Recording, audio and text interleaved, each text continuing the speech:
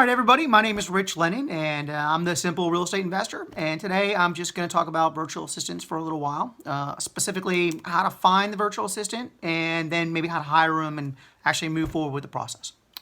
So finding the virtual assistant is tough, right? So you're looking for someone who's offshore, they're in the Philippines, you've never met them before. If you try to get a job, someone locally to apply for an application for like an administrative position, you probably get 10 or 15 applicants, right? If you do an international posting, as you can imagine, sometimes you get literally hundreds of people that are interested in the job, and the information is just really so overwhelming that you don't know what to do. You don't know how to go about weeding through them.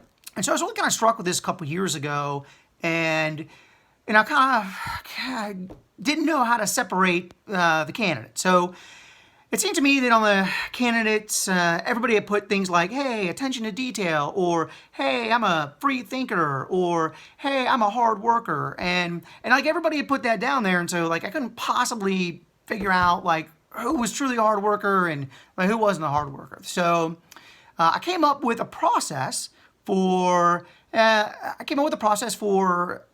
getting a virtual assistant with a specific skill set that I wanted, and I've had a really high rate of success. So high, in fact, that only one person who's ever kind of come through this process is I've ever not hired, and no one who has ever come through this process has then been let go by my company at any time.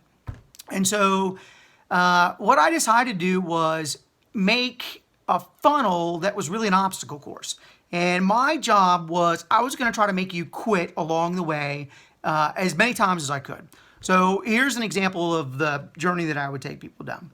So I would put an ad up for the position. I would describe the position just like an ad that you would see for anything. If you're looking for an acquisitions person, the ad's going to be different than if you're looking for an accountant. That's going to be different than if you're looking for, hey, maybe someone who could be the COO of my company. So just depending on what position you want to fill, just put out a good application. So about 2/3 of the way down the application, kind of small, or maybe no one's going to see it, I simply say, ignore everything that you're seeing right now and go to this website.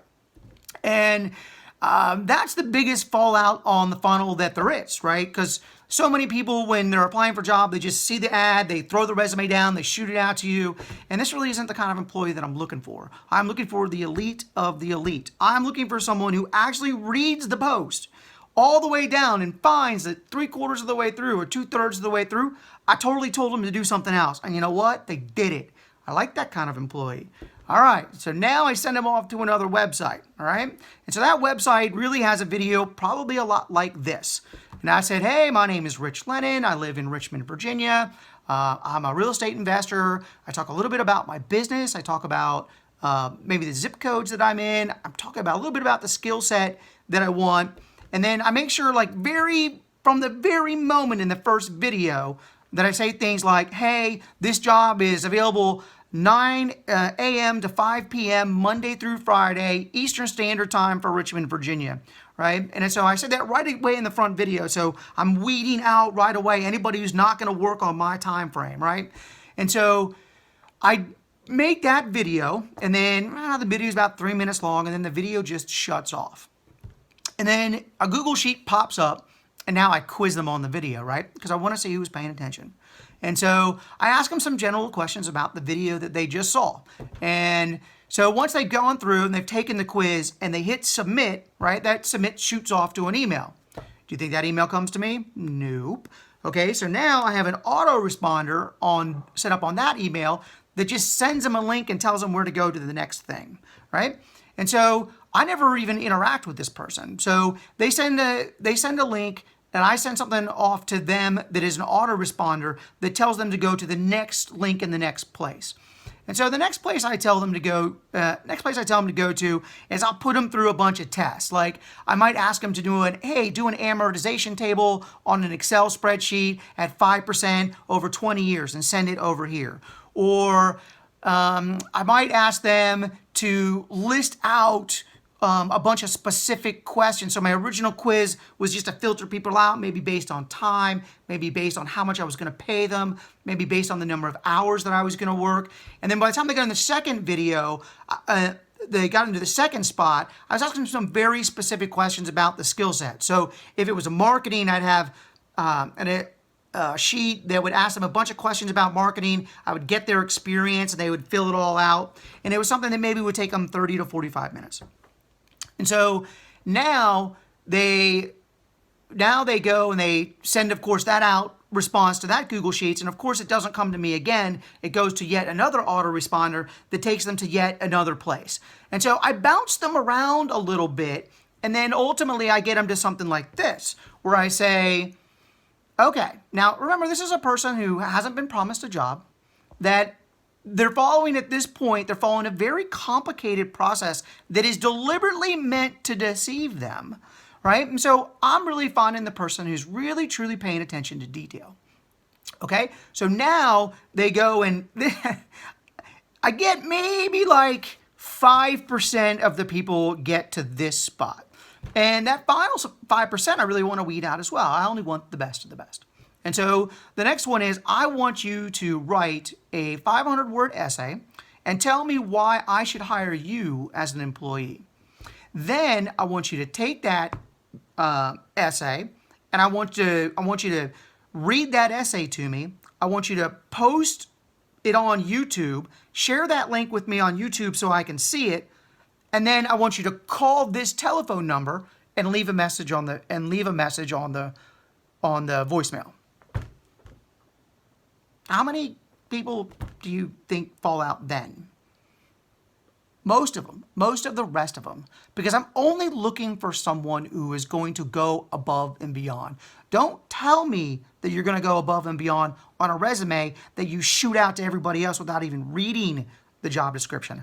I want someone who's going to prove themselves along the way over and over and over again. And oh, by the way, the tests are all geared to make sure they can do the skill set that I need. So why do I have them read a video? So I can hear them talk. So they can see, hey, does this person have a big accent or not?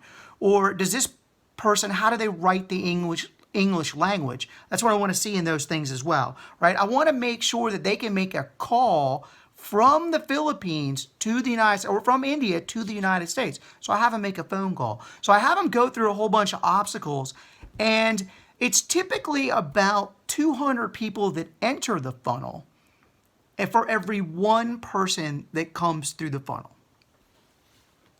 Think about that for a second. We all say we want the top 1%. But how do you really get it by reading a piece of paper? It's really hard. An obstacle course is an amazing way to find an employee. So everybody who, by the way, gets through that video and writes that 500-word essay and comes out the end, they finally get an email address that's to a live person. So we don't even deal with any of the 199 people who went through the funnel and didn't make it through. They don't get a response from us. They don't get a call from us. Some of them will look me up online and call me, and they'll get my cell phone number, and I got to give them props for their effort. But the truth is, this is not an employee that is following directions, where they just go off and they do their own thing and solve it in their own way. That's not the perfect employee. That's a good employee, but it's not the top 1/2 of 1% of an employee, right? So only people who make it through the funnel. If you make it through the funnel, you are almost guaranteed a job in my organization. Isn't that the person that you want to find a job for? That person is absolutely the person you want to find a job for.